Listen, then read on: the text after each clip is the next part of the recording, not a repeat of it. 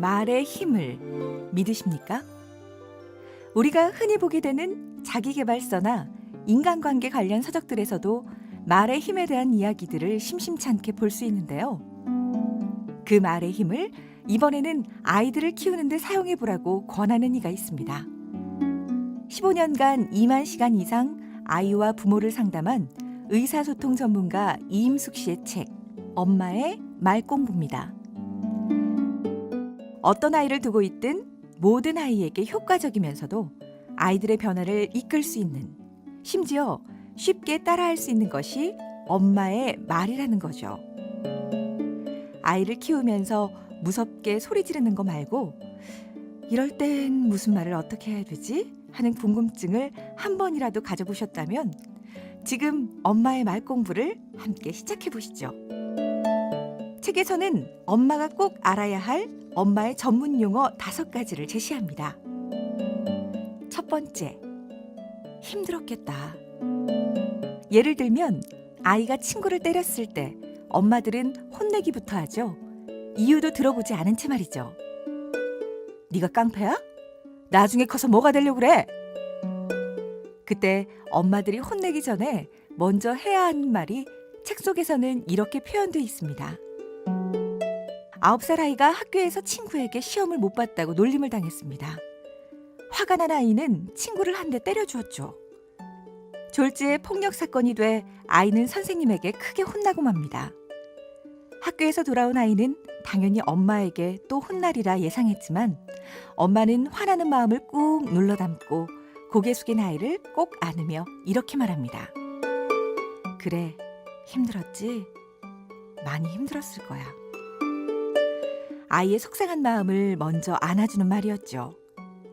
그 말을 들은 아이는 펑펑 울기 시작했습니다. 그때 엄마는 깨달았습니다. 아이의 힘든 마음을 알아주는 말이 얼마나 중요한지를 말이죠. 아이가 무언가를 잘못하거나 싫어할 때 괴로워하는 아이의 마음을 보듬어 주어야 하는데 그때 사용하는 말이 힘들었겠다입니다. 두 번째, 이유가 있을 거야. 그래서 그랬구나. 초등학교 3학년 준이는 또 동생을 울렸습니다. 너 왜 또 동생을 못 살게 굴어? 제발 좀 그만해. 그러자 준이가 억울하다는 듯 말합니다. 엄마는 왜 내 말은 하나도 안 듣고 맨날 나만 무시해요?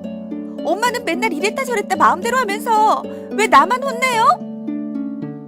놀란 엄마는 문을 쾅 닫고 방에 들어간 아이의 손을 잡고 배운 것을 사용해 봅니다. 네가 엄마한테 그렇게 말하는 건 이유가 있어서일 거야.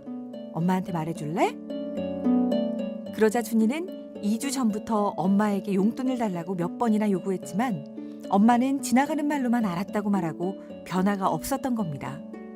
아이는 답답한 채 원망만 쌓였고 그렇게 쌓인 불만이 엉뚱하게 동생에게 튄 것이죠. 문제 행동에 대해 이유가 있음을 믿어주고 물어봐줘야 합니다. 혹 그 이유가 마음에 들지 않더라도 충분히 공감해 주어야 합니다. 그런 다음 엄마가 아이에게 가르치고 싶은 것, 고치기 바라는 것을 말해주면 그걸로 충분합니다. 세 번째, 좋은 뜻이 있었구나. 아이의 행동에 대해 긍정적인 면을 찾아주어야 합니다. 아무 거리낌 없이 거짓말하는 아이는 거의 없습니다.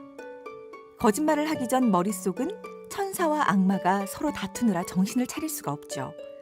그러다 정말 못 견디게 될 때, 더는 참을 수 없을 때, 더 좋은 다른 방법을 알지 못할 때 문제 행동을 선택하게 되는 것입니다.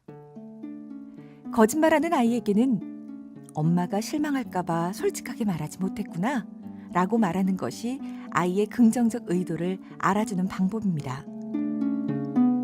아이가 문제 행동을 했다고 못하는 아이, 실수하는 아이, 나쁜 아이로 낙인 찍지 말고 아이의 긍정적인 의도가 무엇인지 한 번 더 생각하고 찾아 말해주어야 아이의 행동이 달라집니다. 아이는 엄마가 찾아준 바로 그 긍정적 의도대로 성장하기 때문입니다. 네 번째, 훌륭하구나. 성공한 이들에게는 보통 사람들이 단점으로 보는 행동을 장점으로 보고 지지하고 격려해준 누군가가 있었다고 합니다. 소심한 사람은 뒤집어 보면 아주 세심한 장점이 있고, 나대는 아이는 움직임이 날쌔며 빠르게 정보와 분위기를 파악한다는 말이 되기도 한다는 거죠. 연구 결과 자신의 성격 강점을 잘 알고 그것을 일상생활에서 행동으로 옮기면 긍정적 정서가 높아진다는 사실이 밝혀졌습니다. 아이의 단점을 장점으로 바라보는 사람, 그런 사람이 엄마라면 얼마나 좋을까요? 5번째, 어떻게 하면 좋을까? 꼭 해야 하는 일임에도 아이들이 싫어하게 되는 과정을 살펴보면 한 가지 공통점이 있습니다. 아이가 어떤 방법으로 하고 싶은지 엄마가 물어보지 않았다는 점입니다. 한마디로 엄마 때문에 하기 싫어진 것이죠. 엄마와 수학 공부를 하다가 혼난 아이는 엄마와 함께하는 수학 공부를 싫어하는 데서 멈추지 않습니다. 공부란 공부는 다 하기 싫어할 위험이 매우 커지죠. 꼭 해야 하는 일의 주체는 아이입니다. 그런데 엄마가 그 주도권을 빼앗은 꼴이 되지 않으려면 아이의 생각을 꼭 물어봐야 한다는 겁니다. 어떻게 하면 좋을까? 라고 물어보는 순간 아이의 생각이 시작되고 커지게 될 것입니다. 혹시 아이의 마음을 물어보는 말이 쉽지 않다면 아직 아이를 믿지 못하기 때문은 아닐까? 아이가 하는 말은 생각이 부족한 말이고 철이 없어서 하는 말이라고 생각하기 때문은 아닐까? 천천히 자신의 마음을 살펴볼 필요가 있을 것 같습니다. 책에서는 그 밖에도 하교 후 엄마의 행동들과 놀이 방법들, 학원에 대한 생각과 잠자기 전에 하루 마무리에 대한 조언들이 담겨져 있습니다.